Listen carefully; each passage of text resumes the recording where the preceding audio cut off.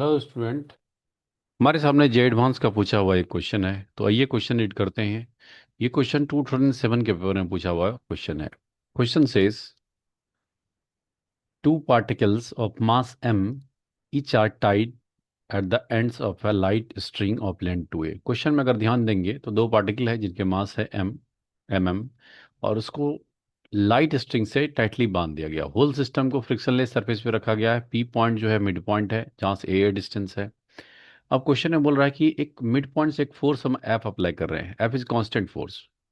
As a result particle moves towards each other on the surface. तो the magnitude of acceleration क्या होगा particle का, ये पूछा जा रहा है। तब पूछा जा रहा है when separation becomes 2x। Question पढ़ोगे ध्यान से तो क्वेश्चन में बोला जा रहा है कि जब ये फोर्स आप लगा रहे हो, इनिशियली दोनों पार्टिकल तो 2a डिस्टेंस पे था। मिड पॉइंट पे अगर हम लोग फोर्स लगाएंगे, दोनों पार्टिकल एक दूसरे को अप्रोच करना शुरू कर देगा। तो जब सेपरेशन 2x हो जाता है तो एक्सेलरेशन क्या होगा वो हमें निकालना है। ठीक है, तो चलिए आइए हम लोग इसको थोड़ा सा समझते हैं कि जब हमारा सेपरेशन हो गया 2x, उस समय का सिचुएशन क्या है। p आपको क्वेश्चन में दिया हुआ है, p के बारे में इंफॉर्मेशन कि p हमारा मिड पॉइंट है। तो ध्यान से समझते हैं। इनिशियली मान लेते पार्टिकल, दोनों पार्टिकल यहाँ पे था, कुछ यहाँ पे था, और पॉइंट p हमारा मिड पॉइंट था, यहाँ पे फोर्स लग रहा था। किसी इंस्टेंट पे पार्टिकल जो है खिसक के यहाँ पे आ गया, और ये भी x। अब इन दोनों के बीच में सेपरेशन हुआ 2x, जहाँ पे हमें काम करना है। तो उस समय का जो डायग्राम है वो मैं आपके लिए ड्रॉ कर रहा हूँ। तो पॉइंट पी मिड पॉइंट है, तो पॉइंट पी अभी भी मिड पॉइंट रहेगा बिकॉज दोनों पार्टिकल सेम डिस्टेंस चला है। और दोनों के बीच का सेपरेशन जो है इस इंस्टेंट पे 2x है, तब हमें काम करना है। तो ये स्ट्रिंग कुछ ऐसा आपको दिखाई देगा जो स्ट्रिंग दोनों पार्टिकल से कनेक्टेड था। और यहाँ पे हम लोग अप्लाई कर रहे हैं फोर्स एफ। एफ इस डायरेक्शन में अप्लाई कर रहे हैं, एफ फोर्स। और मास ऑफ पार्टिकल है एम। एम, ये भी एम, और ये डिस्टेंस आपका एक्स है और ये भी एक्स है। और पॉइंट भी मिड पॉइंट है आपके पास, क्योंकि सेपरेशन 2x है। उस समय एक्सेलरेशन पूछा जा रहा है। तो अगर ध्यान से देखो, अगर मैं इस एंगल को थीटा मानूं दोस्तों, तो स्ट्रिंग में टेंशन डेवलप होगा। ठीक। और जो स्ट्रिंग है वो स्ट्रिंग का कुछ मास नहीं है, मासलेस स्ट्रिंग है। क्वेश्चन में मास के बारे में कुछ नहीं बोला गया है। तो मैं स्ट्रिंग को अगर मासलेस मानूंगा थ्रू आउट, टेंशन क्या बोल सकते हैं, टेंशन सेम ही होगा। और सिमेट्री से ये भी बोल सकते हैं कि अगर पी मिड पॉइंट है तो ये एंगल यहाँ भी एंगल थीटा ही होगा। मतलब अगर तुम ध्यान से एफबीडी बनाओ दोस्तों, तो इधर टेंशन का कंपोनेंट आ जाएगा और एक टेंशन का कंपोनेंट यहाँ पे वर्टिकल में भी आएगा। वर्टिकल में भी आएगा इस मास पे भी सेम होगा। टेंशन का एक कंपोनेंट इधर आएगा, एक कंपोनेंट वर्टिकल में भी आएगा। तो जो टेंशन का कंपोनेंट हॉरिजॉन्टल डायरेक्शन में आ रहा है वो क्या आ रहा है, अगर टी टेंशन है, इधर जो कंपोनेंट आ रहा है आपका वो आ रहा है कितना, T cos theta. T cos theta इसका भी सेम। हॉरिजॉन्टल डायरेक्शन में जो फोर्स इसको एक दूसरे के करीब ला रहा है वो टी कॉस थीटा ही है। अब यहाँ भी मैं टेंशन बोल सकता हूँ टी ही है, और यहाँ भी टेंशन क्या बोल सकता हूँ दोस्तों, टी ही होगा। पहले ये समझते हैं, किसी एक मास को अगर एनालाइज करोगे आप, तो इसका एक्सेलरेशन ए है। ये मास, इसका भी एक्सेलरेशन इधर ही होगा, किसी एक का ही हमें लिखना है। तो न्यूटन सेकंड लॉ यूज करेंगे तो summation of force equal to mass into acceleration आप बोल सकते हो। और जो फोर्स लग रहा है जिसकी वजह से एक्सेलरेशन प्रोड्यूस हो रहा है वो तो टी कॉस थीटा है। T cos theta equal to क्या मैं लिख सकता हूँ, mass into acceleration, M A. अब इस इक्वेशन में हमें टेंशन नहीं पता है, ना ही आपको थीटा पता है। तो दोनों को एलिमिनेट करना पड़ेगा। टेंशन आपने माना है, थीटा भी आपने माना है। ठीक है। अब अगर आप ध्यान से देखिएगा, इस पॉइंट को अगर मैं एनालाइज करूं यहाँ पे, तो ये एंगल भी हमारा थीटा ही होगा, थीटा ही होगा। टेंशन का यहाँ भी अगर कंपोनेंट लूँ मैं आपके लिए, तो टेंशन इधर टेंशन टी लग रहा है, सो टी का कंपोनेंट इधर टी कॉस थीटा आ जाएगा। और इधर भी हमारे पास इधर भी टी कॉस थीटा आएगा। और वर्टिकल डायरेक्शन में दो दो टेंशन का कंपोनेंट आएगा। That is that is what, T sine theta आएगा। इसको मैं 2t साइन थीटा बोल दूं क्या, 2t साइन थीटा। यहाँ भी ये एंगल थीटा है, तो टेंशन का इधर भी कंपोनेंट आएगा टी कॉस थीटा, और इधर भी आएगा T cos theta, T cos theta. अब इस पॉइंट के बारे में अगर मैं लिखूं, यहाँ पे थोड़ा सा इक्वेशन लिखते हैं, इक्वेशन ऑफ मोशन। अगर न्यूटन सेकंड लॉ यहाँ पे अप्लाई करेंगे तो इस पॉइंट का कुछ एक्सेलरेशन मान लेते हैं A1 एक्सेलरेशन है, इस पॉइंट पी पे का बात कर रहे हैं, 4 पॉइंट पी, 4 4 4 पॉइंट पी जो है वो हॉरिजॉन्टल डायरेक्शन में तो मूव नहीं कर रहा है, मतलब टी कॉस थीटा एक दूसरे कैंसिल आउट कर देगा। जो मोशन है पॉइंट पी का तो वर्टिकल डायरेक्शन में है। यहाँ न्यूटन सेकंड लॉ अप्लाई करोगे तो summation of force equal to आप लिख सकते हैं क्या, मास इनटू एक्सेलरेशन। जो फोर्स लग रहा है वो वर्टिकल डायरेक्शन में एफ लग रहा है, और डाउनवर्ड डायरेक्शन में क्या लग रहा है, 2t sin थीटा लग रहा है दोस्तों। और मास इंटू एक्सेलरेशन आप लिख सकते हैं, और मास में लेट से मास m1 इंटू एक्सेलरेशन। अगर ध्यान से समझेंगे तो जो हमारा स्ट्रिंग है, स्ट्रिंग मासलेस है, स्ट्रिंग मासलेस मतलब पॉइंट पी का कोई मास नहीं है। पॉइंट पी के लिए जो आप काम कर रहे हैं, पॉइंट पी का कोई मास नहीं है, तो ये टर्म हमारा जीरो, बिकॉज मास जीरो है। मास ऑफ पॉइंट पी का कोई भी मास नहीं है, मासलेस स्ट्रिंग पे फोर्स लग रहा था। क्लियर बात। इसका मतलब ये है कि F must be equal to 2t sin theta. क्या मैं बोल सकता हूं?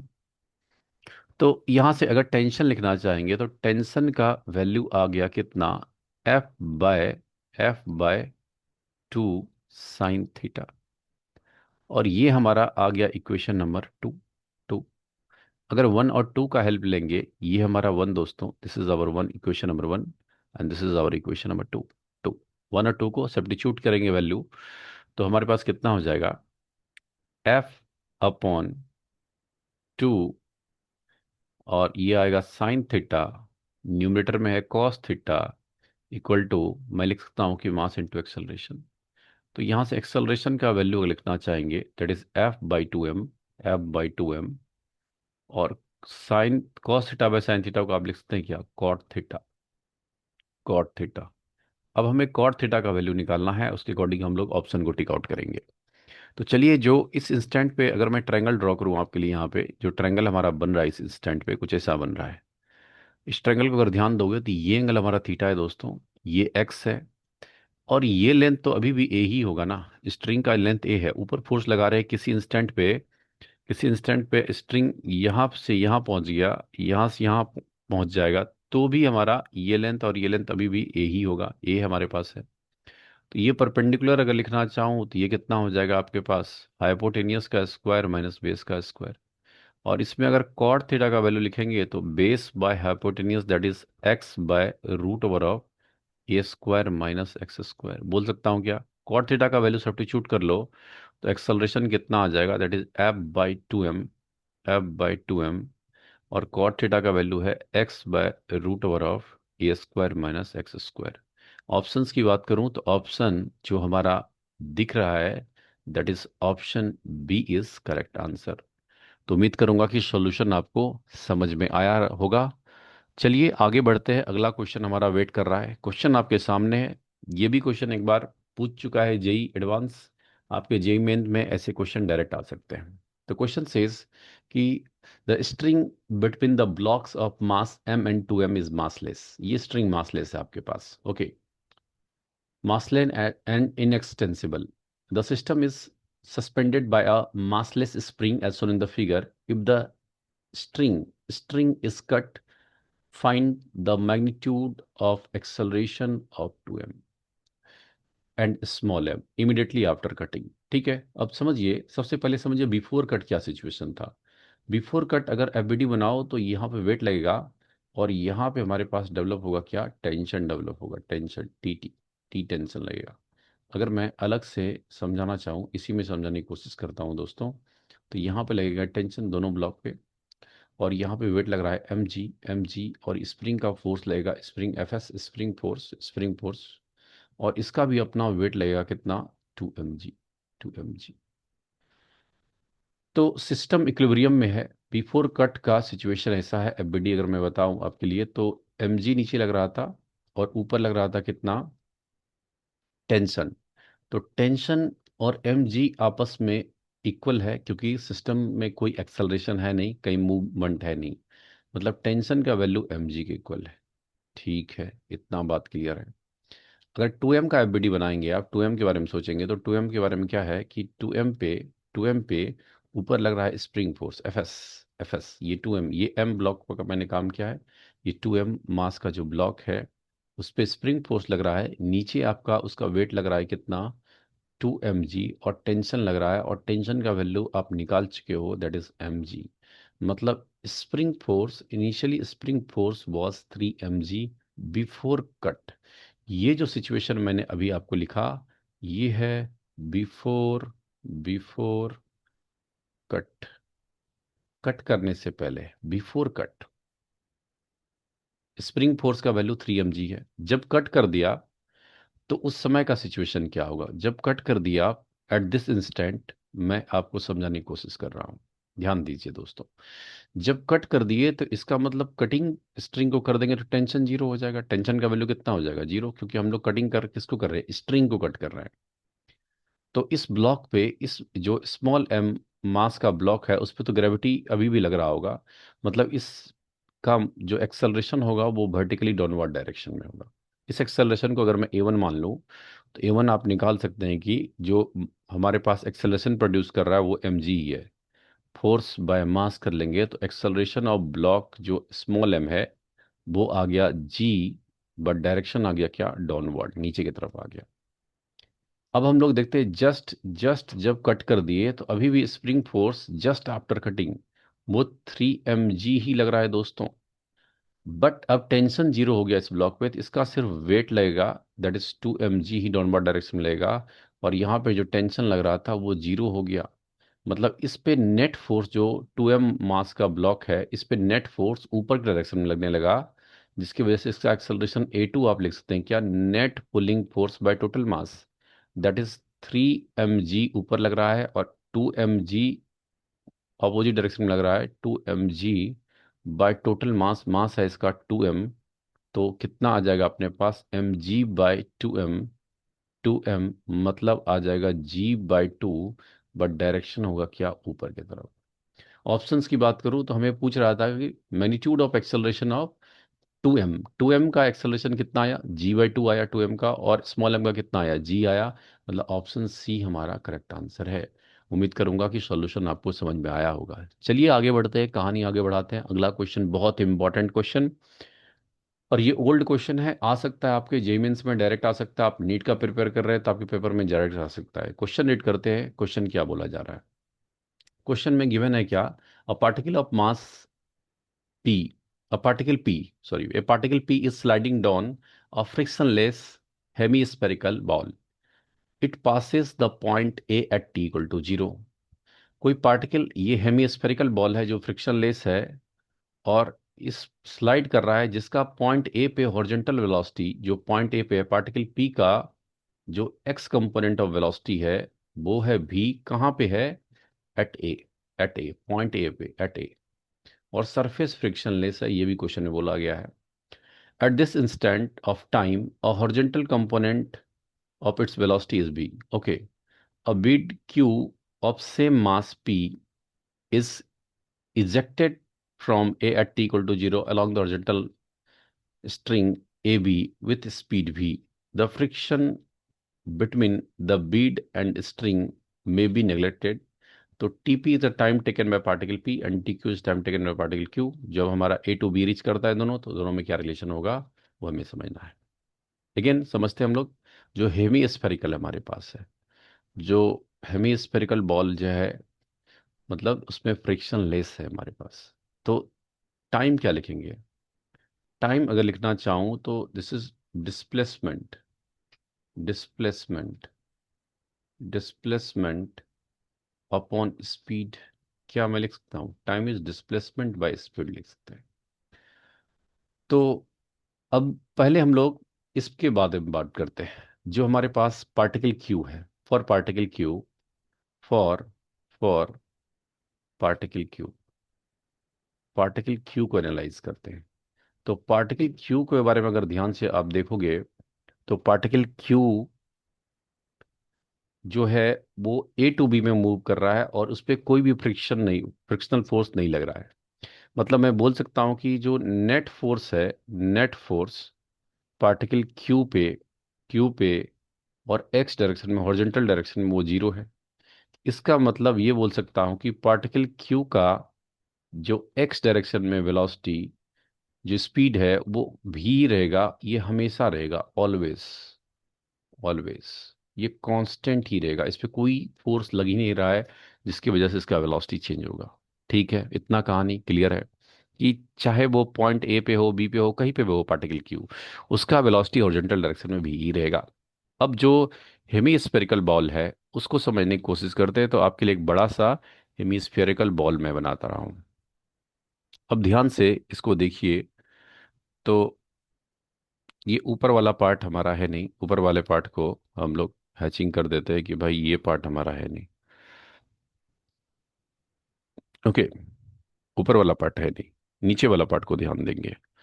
तो जो पार्टिकल था वो ए टू बी, तो जो बिड था क्यू, वो तो इस डायरेक्शन में मूव किया, उसका वेलोसिटी हर जगह मैग्नीट्यूड और डायरेक्शन वाइज सेम ही है। अब क्यू की बात करते हैं, बोल रहा है कि पार्टिकल क्यू का जो हॉरिजॉन्टल वेलोसिटी है वो पॉइंट ए पे क्यू है, क्वेश्चन में बोला। अब जैसे जैसे पार्टिकल क्यू नीचे जाएगा, फ्रिक्शनलेस सरफेस है, तो आप ये बोल सकते हैं कि ये पोटेंशियल एनर्जी का लॉस करेगा। पोटेंशियल एनर्जी का लॉस करेगा तो काइनेटिक एनर्जी का गेन करेगा। इसका मतलब है कि पॉइंट ओ पे पार्टिकल का वेलोसिटी सबसे ज़्यादा होगा। पॉइंट ओ पे हॉरिजॉन्टल वेलोसिटी जो है पॉइंट ओ पे, इस पॉइंट को ओ मान लेता हूँ मैं, लेट से ओ पॉइंट मान लेता हूँ, पॉइंट ओ पे velocity at O is greater than जो पॉइंट ए पे जो हॉरिजॉन्टल वाला वेलोसिटी था भी ए से ज़्यादा होगा। मतलब वेलोसिटी एट ओ ग्रेटर होगा किससे? भी से। ए पे जो एक्स डायरेक्शन में वेलोसिटी है वो हमारे पास उससे ज़्यादा होगा, और पॉइंट ओ पे हॉरिजॉन्टल वेलोसिटी ए के हॉरिजॉन्टल वेलोसिटी से ज़्यादा होगा। ठीक है। अब क्यों होगा इसका रीजन और जानना चाहते हैं आप, तो और मैं समझा सकता हूँ कि भाई यहाँ सेंटर से अगर कनेक्ट करोगे छोटू सा पार्टिकल का किसी इंस्टेंट पे, अगर मैं डायग्राम आपको समझाने की कोशिश करूँ, तो इस इंस्टेंट पे कांटेक्ट सरफेस के परपेंडिकुलर मिलेगा नॉर्मल रिएक्शन लेगा। और दोस्तों, अगर मैं एज्यूम कर लूँ कि ये वर्टिकल से कुछ एंगल हमारा थीटा है, थीटा है, तो हमारा इधर भी एंगल थीटा ही होगा। और एन का नॉर्मल रिएक्शन का कुछ कंपोनेंट्स आएंगे, तो चलिए उस कंपोनेंट को हम लोग समझने की कोशिश करते हैं। ये नॉर्मल रिएक्शन एन, और इसका कंपोनेंट आ जाएगा कितना? N cos theta, N cos theta. और इधर जब देखोगे तो इधर जो फोर्स लग रहा है वो क्या है? N sine theta. तो एन साइन थीटा फोर्स है हॉरिजॉन्टल डायरेक्शन में, जिसकी वजह से हॉरिजॉन्टल डायरेक्शन में वेलोसिटी चेंज हो रहा है। और पॉइंट ओ पे जब आएगा तो हॉरिजॉन्टल डायरेक्शन में वेलोसिटी सबसे ज्यादा होगा। क्लियर बात? अब जब पार्टिकल किसी इधर जा रहेगा, इस इंस्टेंट पे अगर देखेंगे, जब वो पार्टिकल ऊपर की तरफ जा रहे होगा, उस समय नॉर्मल रिएक्शन अगर मैं यहाँ पे लगाऊं, तो लेट्स से नॉर्मल रिएक्शन कुछ है let's say n1, normal reaction n1। तो ये एंगल n1 का भी कंपोनेंट अभी भी ये कॉस में आएगा और इधर आएगा साइन में। तो अब इसका वेलोसिटी डिक्रीज होने लगेगा, क्योंकि n1 साइन थीटा का जो कंपोनेंट है वो वो वेलोसिटी के अपोजिट डायरेक्शन में लेगा। क्लियर बात? जिसकी वजह से पार्टिकल का वेलोसिटी डिक्रीज होगा। और आप ऐसे भी अगर आप वर्क ऑफ एनर्जी पढ़ के रिवीजन कर रहे हैं, तो आप ये बोल सकते हैं कि जैसे जैसे पार्टिकल हमारा ए टू ओ आएगा तो इसका वेलोसिटी बढ़ेगा, और ओ टू बी जो आ जाएगा इस प्रोसेस में पार्टिकल का वेलोसिटी घटेगा। अब ड्यू टू सिमेट्री मैं बोल सकता हूँ, जब पार्टिकल बी पे पहुंचेगा, कौन सा पार्टिकल? पी की बात कर रहा हूँ, पार्टिकल पी। तो पार्टिकल पी का जो वेलोसिटी होगा हॉरिजॉन्टल में वो भी ही होगा। Velocity of particle P in X direction point B पे भी ही होगा, क्योंकि फ्रिक्शनलेस सरफेस है भाई, यहाँ से रिलीज किए जो उतना ही हाइट गेन करेगा तो उतना बी तक ही पहुंचेगा। क्लियर बात? इसका मतलब ये हुआ कि मैं ये बोल सकता हूं कि पार्टिकल पी का जो एवरेज वेलोसिटी लेंगे, average velocity through out the motion, वो एवरेज वेलोसिटी ग्रेटर होगा किससे? भी से। एवरेज वेलोसिटी भी से ग्रेटर होगा। क्लियर बात? पार्टिकल का पी का एवरेज वेलोसिटी, क्योंकि यहाँ पे भी था हॉरिजॉन्टल डायरेक्शन में, अब जैसे जैसे आगे जा रहा है तो हॉरिजॉन्टल डायरेक्शन में वेलोसिटी बढ़ रहा है भी नॉट। अब इस इंस्टेंट पे अगर यहाँ पे क्या होगा, यहाँ पे भी कुछ वेलोसिटी हॉरिजॉन्टल डायरेक्शन में होगा और कुछ इसका वर्टिकल में ही होगा, इधर नेट डायरेक्शन टेंजेंशियल डायरेक्शन में होगा कुछ वेलोसिटी। बट ये जो वेलोसिटी है v1 स्टिल v से बड़ा ही होगा, क्योंकि जब यहाँ पे पहुंचेगा उस समय हॉरिजॉन्टल डायरेक्शन में वेलोसिटी फिर से v हो जाएगा पार्टिकल का। क्लियर बात? तो लेकिन क्यू के साथ क्या था कंडीशन, क्यू हमेशा वी से ही जा रहा है, लेकिन पार्टिकल पी, पी का वेलोसिटी फर्स्ट इंक्रीज किया, फर्स्ट देन डिक्रीज किया, डिक्रीज करते करते वी तक पहुंचा। क्लियर बात, मतलब overall average velocity of particle, average velocity of particle P जो हमारे पास है वो हॉरिजॉन्टल डायरेक्शन में, एक्स डायरेक्शन में, वो पी से वी से बड़ा ही होगा। क्लियर बात। तो इसका मतलब है कि टाइम टाइम ऑफ पार्टिकल अगर मैं बोल दूं, डिस्टेंस यहाँ पे जो पार्टिकल का है पी और क्यू के लिए आपका डिस्प्लेसमेंट सेम ही है, डिस्प्लेसमेंट की बात करेंगे, डिस्प्लेसमेंट सेम ही है। तो एस, डिस्प्लेसमेंट को एस मान लेता हूं मैं, S by velocity of P in X direction, x direction, x direction. और अगर मैं क्यू की बात करूं, क्यू की बात करेंगे तो इसका भी डिस्प्लेसमेंट एस ही है, और वेलोसिटी ऑफ क्यू तो भी हमारे पास है। क्लियर बात। तो अगर ध्यान से देखोगे दोस्तों, तो टाइम जो हमारे पास वेलोसिटी ऑफ पी जो है, एवरेज वाला वेलोसिटी, वो भी से बड़ा ही है। इसका मतलब है कि जब डिनोमिनेटर बड़ा होगा तो वैल्यू कम होगा। तो मैं ये कमेंट कर सकता हूँ कि टाइम ऑफ पी जो होगा वो लेस होगा किससे, क्यू से। क्लियर बात। तो ऑप्शंस की बात करूं तो ऑप्शन ए हमारा करेक्ट आंसर है। मूव करते हैं हम अगले क्वेश्चन की तरफ। क्वेश्चन आपके सामने है, ये जेई 2003 के पेपर में पूछा हुआ क्वेश्चन है, कॉन्सेप्चुअल क्वेश्चन है, समझने की कोशिश करते हैं। Question says what is the maximum value of F such that the block shown in the arrangement does not move. तो चलिए पहले एफबीडी बनाते हैं, तब आपको क्लियर होगा। अगर ध्यान दो तो इस ब्लॉक का अपना वेट नीचे लगेगा mg, कॉन्टैक्ट सरफेस के परपेंडिकुलर में नॉर्मल रिएक्शन, और जो आप हॉरिजॉन्टल फोर्स अप्लाई कर रहे हैं यहाँ पे, हॉरिजॉन्टल फोर्स एफ, एफ के बारे में अगर लिखना चाहूँ तो एफ इधर एक्ट हो रहा है कुछ एंगल पे, और वो एंगल कितना है, 60 डिग्री है, 60 डिग्री। तो एफ का कंपोनेंट की अगर मैं बात करूँ तो एक कंपोनेंट आएगा इस डायरेक्शन में, और एक कंपोनेंट आएगा क्या, vertically direction, vertically downward direction में। तो इस ब्लॉक में टेंडेंसी डेवलप होगा। अगर मैं टेंजेंसी की बात बाद में करूँ, पहले वेट देख लो, √3g वेट लगेगा, नॉर्मल रिएक्शन n, और इधर जो लग रहा है हमारे पास f cos 60, f cos 60, और इधर लग रहा है कितना, f sin 60, f sin 60। जो f cos 60 है, उसी की वजह से ब्लॉक में इधर टेंडेंसी डेवलप होगा, ब्लॉक चाहेगा राइट की तरफ जाने के लिए। तो फ्रिक्शन जो होगा रिलेटिव मोशन को अपोज करेगा, तो फ्रिक्शन जो लगेगा इस पे वो डाउनवर्ड डायरेक्शन लगेगा, that is friction F, F बोल सकते हैं हम लोग। तो क्वेश्चन में बोल रहा है कि एफ का मैक्सिमम वैल्यू बताइए कि ब्लॉक जो arrangement does not move, F move ना करे। इसका, अगर सिस्टम मूव नहीं करेगा, इसका मतलब ये है कि जो हमारा एफ एस मैक्स है, एफ एस मैक्स वो ग्रेटर होगा किससे, रिक्वायर्ड फ्रिक्शन से। रिक्वायर्ड फ्रिक्शन सेल्फ एडजस्टेबल होता है, मतलब f cos 60 से बड़ा होगा, तभी तो ब्लॉक रेस्ट में रहेगा। क्लियर बात। एफ एस मैक्स को क्या लिख सकते हैं, mu S into N, greater होना चाहिए f cos 60, f cos 60 मतलब f/2 से।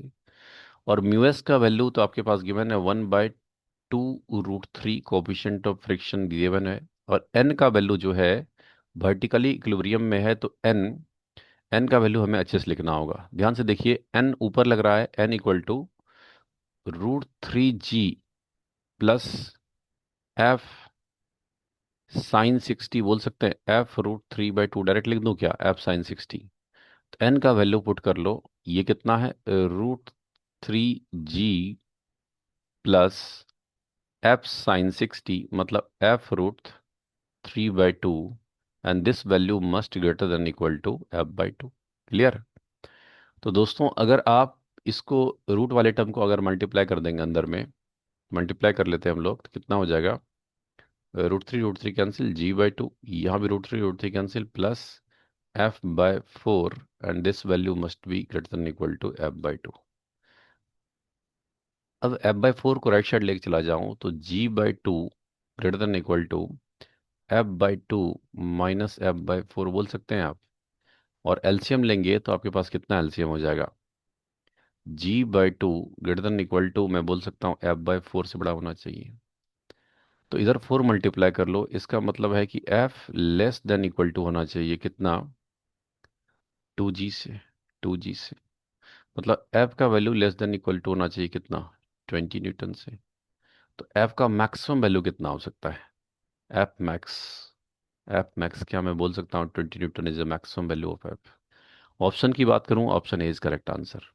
तो उम्मीद करूंगा कि कुछ फ्रिक्शन का क्वेश्चन आपको क्लियर हुआ होगा। मिलते हैं अगले क्वेश्चन के साथ, तब तक के लिए बहुत बहुत धन्यवाद।